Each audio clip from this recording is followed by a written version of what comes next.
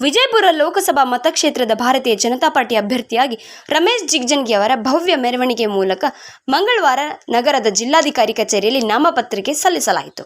ಈ ಸಂದರ್ಭದಲ್ಲಿ ಸಂಸದರಾದ ಉಮೇಶ್ ಜಾಧವ್, ಮಾಜಿ ಸಚಿವರಾದ ಸಿಟಿ ರವಿ, ಹಾಲಪ್ಪ ಆಚಾರ್, ಶಾಸಕರಾದ ಬಸನಗೌಡ ಪಾಟೀಲ್ ಯತ್ನಾಳ್, ರಾಜುಗೌಡ ಪಾಟೀಲ್, ಕುದುರಿ, ಸಾಲ್ವಡಗಿ, ಜೆಡಿಎಸ್ ಮುಖಂಡರಾದ ಬಿಡಿ ಪಾಟೀಲ್, ಬಿಜೆಪಿ ಹಾಗೂ ಜೆಡಿಎಸ್ ಕಾರ್ಯಕರ್ತರು ಮುಂತಾದವರು ಉಪಸ್ಥಿತರಿದ್ದರು.